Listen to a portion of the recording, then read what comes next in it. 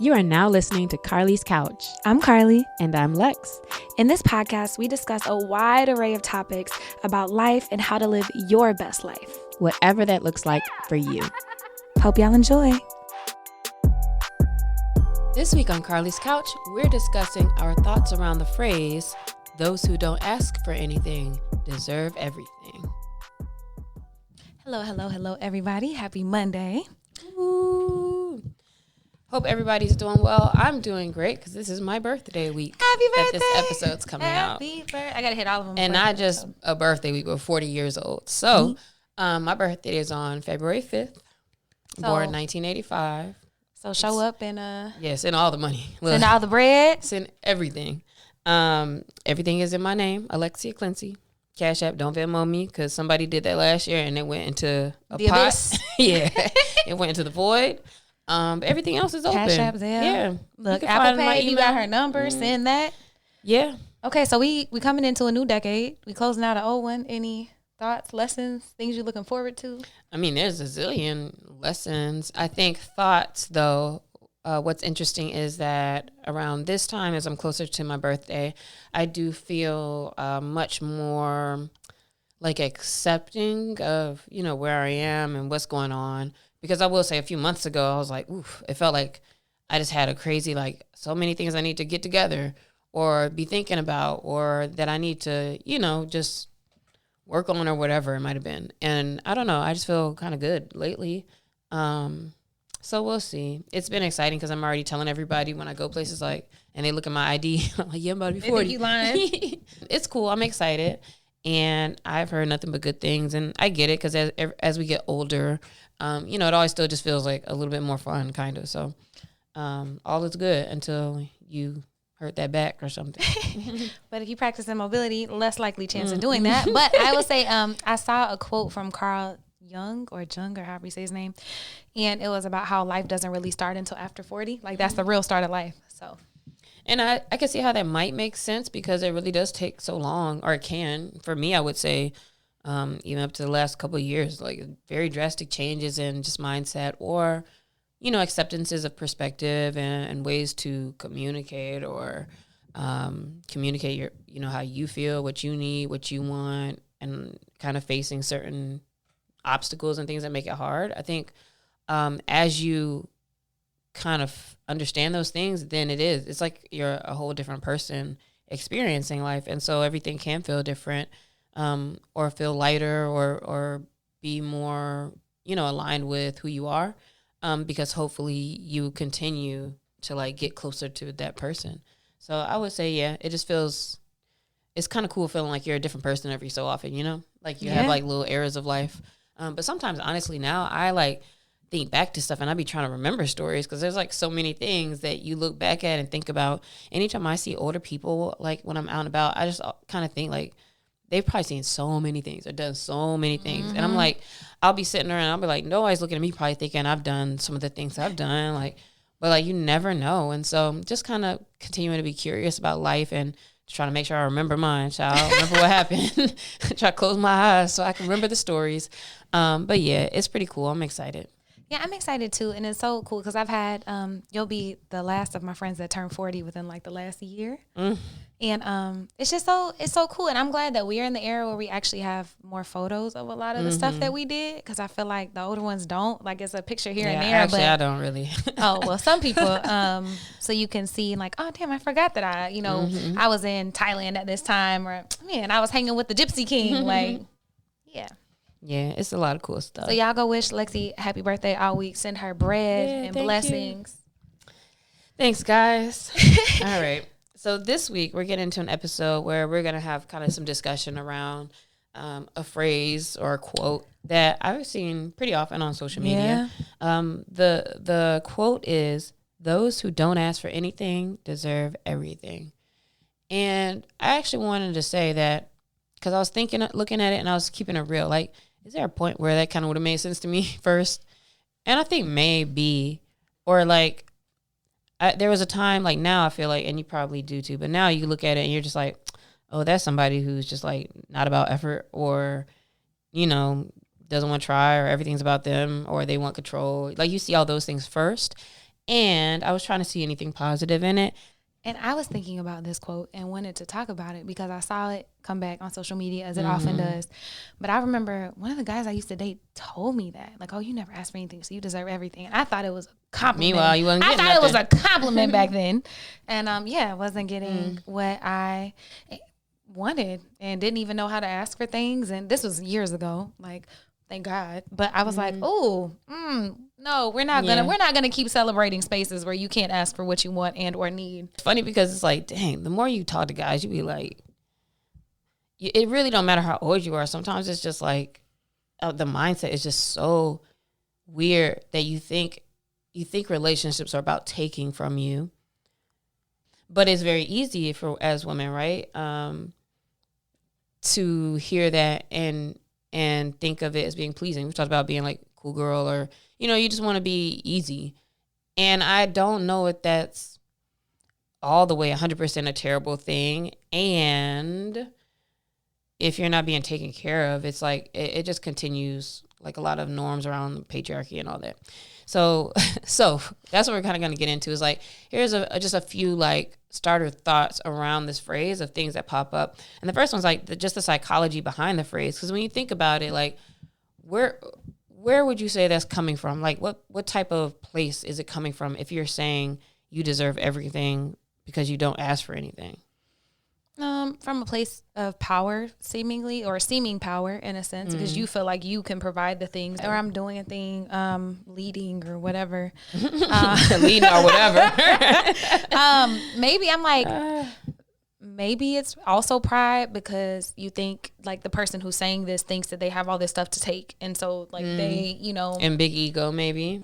You mentioned patriarchy earlier, but that's a huge force that affects all of us. And I don't think we even understand the deep implications and how women also practice patriarchy on women too. But women are celebrated for suffering, for doing the thing, for being the silent person that holds everything together. Like it is a badge of honor for a woman to be like tired and the matriarch of the family and always do everything. And so I think it's ingrained in us. Yeah. And I just think like historically also, you just weren't supposed to like speak Couldn't, or I guess, ask too. or and like even when you think about some of the norms we put on women as far as how they behave, I feel like girls and boys grow up differently. Like I always knew like, oh, let me be a certain way or act a certain way. And so I wouldn't ask my parents to go do certain things because in my mind, I already just knew the plan of like, well, let me do what I need to do. And when I go to school or when I leave the house and I'll, try different things or do whatever. And so it was ingrained in me that there was already something that was right to do or a way to be. And so that's something I ended up kind of having to unlearn later also. But I think that affects a lot of people. But also I guess it's important to think too that even though we're making it seem like all the men say this, I'm sure it can go the other way around as well. But in general, I still think it kind of shows a lazy person. But there's a lot of societal influences. So other things too outside of like just directly patriarchy, I would say is in general, and we talked about this often, like it's kind of encouraged to not have to ask for help or to have things all together. And so for those reasons, maybe you kind of perpetuate. Work it out, girl, work it out. So maybe you perpetuate this idea of like, I deserve everything because I don't ask. Like you said earlier, like you might think of it as a good thing because, I don't have to ask for things. Yeah, I could do it. I could get things done. I don't need X, Y, Z. And then you can wear that as a badge of honor. But we don't have to. And I also think that that's the way that it keeps on perpetuating in our society is like, good girl, you're not asking for help. You're doing everything. Man, look at her. She's so strong. She's so resilient and all these things, which is like fine to be strong and resilient, but I don't think you should always have to. And I don't think that it should come at the expense of you not asking for what you need and or getting help. Yeah, I was in a relationship where I feel like my boyfriend had a lot of things to take care of. And so I kind of did like, I was like, ugh, I feel like I can't ask about anything or like need anything because I just saw them being needed all day and how that affected him. But also I was like, well, maybe that, maybe they're just not the person to be in a relationship right now because they have all those responsibilities. And at the same time, I remember seeing the new version of Mr. and Mrs. Smith with Donald Glover, and I don't remember that Asian American lady's name, but I remember watching it, and it was kind of similar to where like the guy was like always calling his mom or like always having to check on her or take care of something. And I was just like, yeah. But they had the same thing where she was like, bro, like it's like your mom's like your wife. But then he also was so frustrated because it's like, you don't understand because there's nobody else to help or to take care. And so it's like, I would feel kind of bad bringing it back around to me and the guy. Because I'm like, I feel like I can't need anything. And maybe that's something to accept because like, they got to do what they got to do. Also, I'm a little more harsh. I was like, hey, I would just be like, y'all need to figure it out. But maybe I wouldn't. I don't know. But I'm so put myself first. It's so ridiculous. So that was just difficult, and I didn't want to ask for stuff, or like I found myself doing a lot, but then I just realized I'm like, bro, I think like everybody else is getting the role that I wished I was getting, and so I just had to kind of just bow out, give up on that. Yeah, you got to know when to go. Got to know when to hold them, when to fold them. So not only is it celebrated in culture and, we see this, and we also have big hearts. And so we see it happening with other people, and maybe they have a lot going on. So maybe you can't. But again, it's like it becomes this thing where you never feel like you can ask for anything and you don't really get your needs met. And so I feel like that builds so much resentment, and it doesn't help relationships grow because you're also not being vulnerable by choice or by design. And so it just keeps you in this place where you feel like you're stuck or boxed in and can't really get out of it. But another thing that's so interesting about this quote as well is that sometimes we can get off on like not having to ask, or maybe not even get off on, because I love that. Like I'm like, dang, isn't this common sense in some cases? Although I get it, like I communicate a lot more, but now once I've communicated, then it's like, all right, I need y'all to take notes. But I will say that expectation of like being cared for without having to say everything, and like I think that is a good quality in somebody when it's like, as a partner, for example, oh man, I see that your car's been sitting there all week, like do you need me to go put the air in, or how can I help you with anything, or like they can see the things and be of help. I think that's important in a partnership. And also it is most important though if you are a person who likes that somebody's just seeing you and doing the things, that you're not using it as like a reflection of your self-worth when somebody isn't. Because people are different. And I found that in places where, dang, I got to like really speak up more, but also they appreciated that. And I realized, oh, you're slow. I mean, not in a bad way. Not really in a bad way, but it's real. But it's like, oh, okay, I have to tell you. But once I told them, then you're good. They paid attention. Yeah. Then they were like, oh, I get it. Or, and honestly, it's like, dang, people just are really different. But I was like, oh, once I realized you're just a little slow, like, cool, I can communicate with you, and then stuff happens. But boy, I do like a little, I don't gotta say nothing, but hey. But then I feel like we get stuck, right? It's like you're not asking and they don't know, so it never happens. And then like you said, you could take it personal. It's a reflection of me, or then they're not good at this. So I think it's a big deal to learn how to ask. And I've had to like, with someone that I'm dating, like let them do things for me because I'm so used to doing things. They're like, why, something simple as like my little 5-gallon waters that I feel like, why don't you just let me bring those up? Like, or let me go do that. They're in my house. They see it. Let me go do that. Take my trash out for me. I don't have to ask you to do that. You just do those things. Like, that's nice and understandable. But also, if you feel like you need more personal time, or you had a hard week and you need to cuddle, or you need a hug or whatever, you can ask for that, and that is okay, and that does not make you needy. I also think that needing things isn't bad, and it shouldn't affect your confidence or self-worth to feel like you have to ask somebody for something, because we all need stuff sometimes. So I think if you communicate around certain things to where there's a clear understanding, then sure, like you could talk about what you want to do. They could talk, and they can understand that certain things are appreciated. Absolutely. And that is the most important thing, though, I think, in learning about this, is the importance of advocating for yourself. First, you have to know what you want, and then you have to be okay with having those conversations. They might not come out the way you want, but also, like you said, I remember what I do, and then I know what they do. But sometimes things mean more to people and you don't know how big something is. Like that's why people like you see the trope on TV shows, the husband never takes the trash out or always leaves his shoes somewhere and the wife gets so mad at him, and it's not that, it's that she doesn't feel appreciated and doesn't feel like he's listening or doesn't have the same care for her in the household that he does at work. There's always an underlying thing. And so I think a big piece of this is really getting to know yourself and knowing what's important for you, and then practicing asking so you can actually start to get what you want. Because that's exactly what I was doing. I was like, when I come over here, because at first I used to just complain, and that's where you get into the naggy thing with relationships and you start to become somebody's mom. I will say a lot of guys they can have terrible communication. Like they don't give you enough information, so you get frustrated, or, they just don't care about certain things and you get frustrated. And it's like, I don't know, man. They just don't be thorough. Even like within my friend group, it's so funny. Like me and one of my girlfriends, LaShawn, was just talking about the guys. Like, bro, like they'll be like, "Oh, can you come help with something, like with a kid or do a thing?" And it's like, what time? Like, where's the plate? Like, it's just, why don't y'all think about the details? But it's interesting because in the same relationship I was talking about before, that's exactly how it was. Like, I'll come over and I'm like, complain about why is there stuff all over the place all the time. And then I realized, and I was like, you know what? I needed to understand, like, what is this really doing? What is it really about? And I'm like, oh, because I know I would never, if I knew somebody's coming over, I would want to straighten up, because to me, that's a reflection of what I feel like you deserve to see and be in. And I also understand, keeping it real, like if you pop in, like, damn, my bed, socks everywhere. But it wasn't that. It just felt like you never try. And so what I realized I needed to do, and I expressed it differently one time. And I was like, hey, I realized when I come over and see stuff, it makes me feel like you didn't care that I was coming over, and you didn't try. And I said, if this was a first date and I was coming to your house, what would you have done?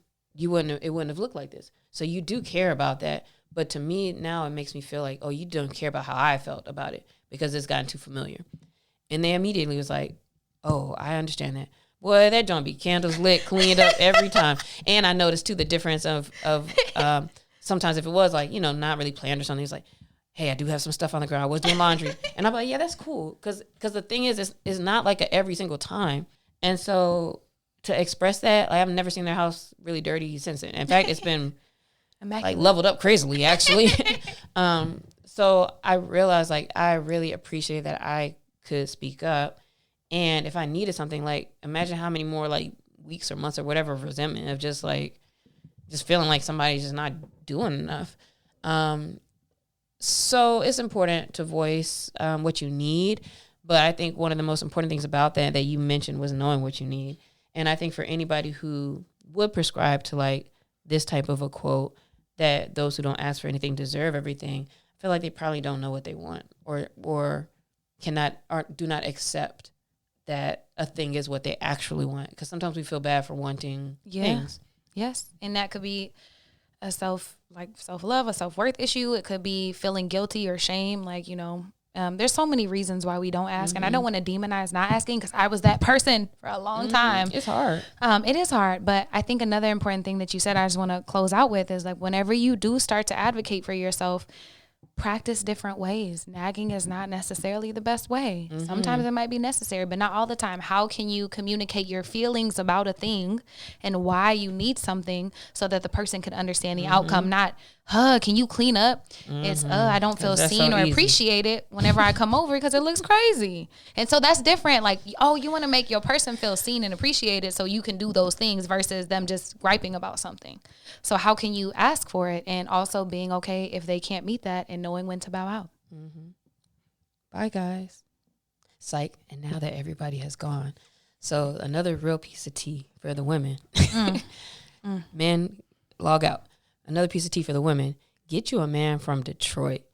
Because I will say, no, it's a regional thing. Okay. Even when the ones people I follow, like, online, guys from Detroit, it's like it's a privilege to, like, ice you out. It's a privilege to get you things, and, like, they want to take care of you. Even when I've dated a guy from Detroit who, he didn't have the most, but, like, there's a sense of, I want you to look good. I want you to do the thing. Like, they want to take you and show you experiences. Like, so that's my key. That's my key takeaway. And then the few I know, because one in my friend group who's married, a couple others, like, it's it's a privilege. Like, they like, damn, I don't get y'all guys. Like, you're supposed to like your woman is like a reflection of like what you can do. Which I feel like that's how it should be, how it could be. Because that's how I be feeling about my guy too. Like, oh, if I can do something, like, let me hook it up. Anyway, so yeah, enjoy that little tidbit. Happy hunting, happy communications. And bye to all the women who stuck around. Stuck around. Bye. Shout out to Lexi for that.